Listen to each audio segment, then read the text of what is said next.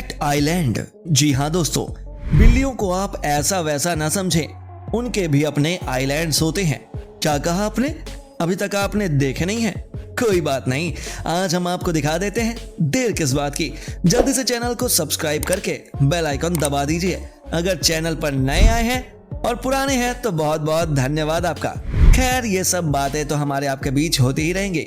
अभी ज्यादा देर न करते हुए शुरू करते हैं आज का वीडियो। दोस्तों, आपने अक्सर सुना होगा कि बहुत सारे लोग कुत्तों को वफादार कहते हैं और बिल्लियों को अशुभ मानते हैं। उन्हें लगता है कि बिल्लियां इंसान को नुकसान पहुंचा सकती हैं, लेकिन दुनिया में कई सारे कैट लवर्स भी मौजूद हैं। ऐसे ही लोगों के लिए जापान में फेमस टापू मौजूद हैं, जहां इंसानों से ज्यादा बिल्लियां रहती हैं। हम आपको जापान के आओशिमा और ताशिरोशिमा टापू के बारे में बताएंगे। दोस्तों, आओशिमा जापान में सबसे प्रसिद्ध कैट आइलैंड है। इसका उपनाम कैट आइलैंड कोई अतिशयोक्ति नहीं है, क्योंकि द्वीप पर केवल 15 से 20 निवासी हैं और 120 से अधिक बिल्लियां हैं, जो मानव आबादी का लगभग 6 गुना है। यह द्वीप दक्षिणी जापान के एहिमे प्रांत में स्थित 1.6 किलोमीटर लंबा द्वीप है। बिल्लियों को मूल रूप से जहाजों पर चूहों से निपटने के लिए लाया गया था, जिसके बाद बिल्लियां द्वीप पर ही रहने लगी और उनकी जनसंख्या तेजी से बढ़ती रही। हालांकि यह द्वीप एक पर्यटन स्थल नहीं है। द्वीप पर कोई कार, होटल, रेस्टोरेंट या वेडिंग मशीन भी नहीं है। यहाँ के निवासियों में ज्यादातर लोग बुजुर्ग हैं, जो कि वहां आने वाले लोगों को बिल्लियों से दूर नहीं करते। लेकिन वहां जाने वाले लोगों को कहा जाता है कि अगर वह द्वीप पर जा रहे हैं तो निवासियों को परेशान ना करें और बिल्लियों को कुछ ना खिलाएं, क्योंकि हर दिन वहां के निवासी उन्हें खाना खिलाते हैं। ताशिरोशिमा द्वीप। दोस्तों, आपको बता दें, ताशिरोशिमा या ताशिरोशिमा जापान में एक और फेमस कैट आइलैंड है। यह मियागी प्रांत के एशिनोमाकी में जापान की मुख्य जगह से दूर एक छोटा सा द्वीप है। आपको बता दें कि इस द्वीप में लोगों की आबादी काफी कम है, लेकिन द्वीप पर 100 से अधिक बिल्लियां हैं। द्वीप पर रेशम के उत्पादन के लिए रेशम के कीड़ों को पाला जाता है, जो कि स्वाभाविक रूप से चूहों का शिकार होते हैं। इसीलिए बिल्लियां यहाँ के चूहों की आबादी को कम रखने में मददगार हैं। दोस्तों, जानकारी के मुताबिक यहाँ सालों से मछली पालन करने वाले स्थानीय लोगों का भी यह मानना है कि बिल्लियों को खिलाने से धन और सौभाग्य की प्राप्ति होती है। वहाँ के अधिकांश लोग बिल्लियों की बहुत अच्छी तरह से देखभाल करते हैं और बिल्लियां द्वीप के लिए एक प्रकार का लक बन गई हैं। इस वजह से इस द्वीप पर पालतू कुत्तों को लाने की अनुमति नहीं है। आपको बता दें कि द्वीप के केंद्र में नेको जिंजा नामक एक बिल्ली का मंदिर है, जो 2 गांवों के बीच स्थित है। यह मंदिर उन बिल्लियों को समर्पित है जो चट्टानों के गिरने के कारण मर गई थी।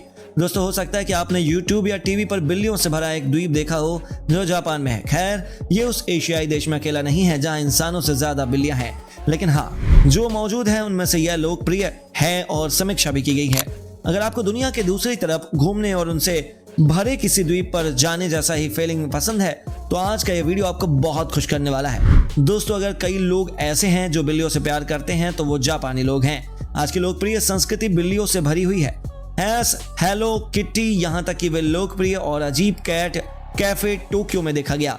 मंगा एनिमेशन, मतलब 80 के दशक का एक एनीमे याद रखें जिसमें पिज्जा कैट्स के रूप में जाना जाता है, और इलेक्ट्रॉनिक बिल्ली के कान जिन्हें खरीदा जा सकता है।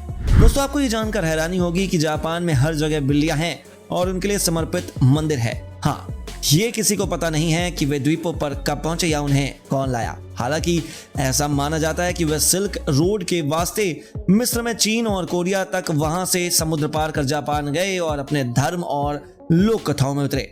दोस्तों, शुरुआत में बिल्लियां बहुत मूल्यवान और कीमती थी, और सबसे अच्छी बात यह है कि अन्य शानदार सामानों के विपरीत वे प्रजनन कर सकती थी। और हम पहले से ही जानते हैं कि बिल्लियां इसे कैसे करना पसंद करती हैं। दोस्तों, जैसा कि हमने आपको बताया कि बिल्लियां अच्छी और बुरी शक्तियों के साथ असंख्य लोकप्रिय कहानियों की नायिका बन गई। वहां की कहानियों में बिल्ली का बहुत महत्व होता था। अब डोरेमोन को ही ले लीजिए ना, बिल्ली से ही तो इंस्पायर्ड है और लोग इसे कैरेक्टर को इतना पसंद करते हैं। जापान में ही नहीं बल्कि इंडिया के अलावा भी कई देशों में डोरेमोन पसंद किया जाता है। दोस्तों, अगर आपको कहानियां पसंद है तो आप बिल्लियों के बारे में पुरानी कहानियों और में जांच कर सकते हैं। बोकेनोकोस, ऐसी बिल्लियां जो अपने मालिकों को मारती हैं और उनकी जगह लेती हैं, या नेको संग्रहालय, बिल्ली मानव संकट, इस तरह की कहानियों से कई आकृतियां, रेखा चित्र और चित्र मौजूद हैं बिल्लियों के कैरेक्टर के रूप में। दोस्तों, जैसा कि आप जानते हैं कि वीडियो को शुरुआत में ही हमने कहा था कि जापान में कई बिल्ली द्वीप हैं। हालांकि कि सबसे लोकप्रिय और सभी की समीक्षा की गई है। इसके बारे में बात करने से पहले हम दो कम ज्ञात लोगों के बारे में बात करेंगे। एक है मियागी प्रांत में ताशिरो जिमा। दोस्तों आपको बता दें कि ये जापानी तट से दूर इशिनोमाकी के सामने एक छोटा सा द्वीप है। वे यहाँ आसपास रहते हैं, सिर्फ 100 लोग और कोई नहीं, लेकिन ऐसा लगता है कि बिल्लियों की संख्या बराबर है। एक अन्य समय में वहां के निवासी ताशिरो जिमा रेशम के कीड़ों के प्रजनन के लिए समर्पित थे, कुछ ऐसा जो स्वाभाविक रूप से चूहों को आकर्षित करता है। इसलिए बिल्लियों को मदद के लिए पेश किया गया था, कृंतकों की आबादी को नियंत्रित करने के लिए। दोस्तों आपको बता दें कि आजकल वे मछली पकड़ने के लिए समर्पित हैं और मछुआरों की मान्यताओं के अनुसार बिल्लियों को खिलाने से सौभाग्य और धन की प्राप्ति होती है। इस प्रकार अधिकांश निवासी उनके साथ बहुत अच्छा व्यवहार करते हैं और जानवर सभी के पालतू बन गए हैं। द्वीप के केंद्र में 2 गांवों के बीच नेको जिंदा नामक एक बिल्ली अभयारण्य है, जो पत्थर गिरने से मरने वाले बिल्ली के बच्चे को समर्पित है। बेशक यहाँ कुत्तों की अनुमति नहीं है। तो हाँ, ताशिरो जिमा एक बिल्ली द्वीप है। दोस्तों आइए अब बात करते हैं सबसे काम की बात, आप ताशिरो जिमा कैसे पहुंचते हैं। दोस्तों आप यहां पहुंच सकते हैं JR ट्रेन द्वारा।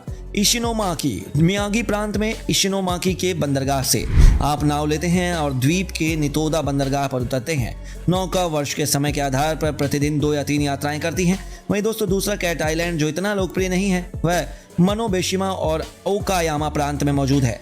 यह एक है सुपर छोटा द्वीप कसोका शहर में स्थित है, जो अपने मुख्य स्टेशन से लगभग 2.5 घंटे की दूरी पर है। यह होन्शु द्वीप के तट पर है और जाने के लिए आपको ट्रेन और फेरी को मिलाना होगा। दोस्तों वहां के लोग बहुत पुराने हैं। द्वीप की ख्याति का दोहन करने के बारे में किसी ने नहीं सोचा अभी तक, इसीलिए जब आप चलते हैं और फोटोज लेते हैं तो कोई भी आपको परेशान नहीं करेगा। बस अच्छा बनो और बिल्ली के बच्चे को खिलाओ। आशिमा कैसे जाएं? दोस्तों आपको बता दें, वहां जाने के लिए प्रतिदिन एक नौका यात्रा है। आप एहिमे प्रांत की राजधानी मत्स्यामा से प्रस्थान कर सकते हैं।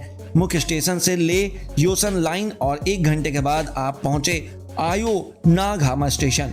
यहां आप टिकट खरीद सकते हैं और नाव को द्वीप पर ले जाते हैं। क्रॉसिंग में 35 मिनट लगते हैं। तो दोस्तों देर किस बात की, कल ही जाइए और कैट आइलैंड के मजे लीजिए। मिलते हैं अगले वीडियो में। वीडियो को एक लाइक कर दीजिएगा। अगर चैनल पर नए हैं तो चैनल को सब्सक्राइब करके बेल आइकन को प्रेस कर दीजिए।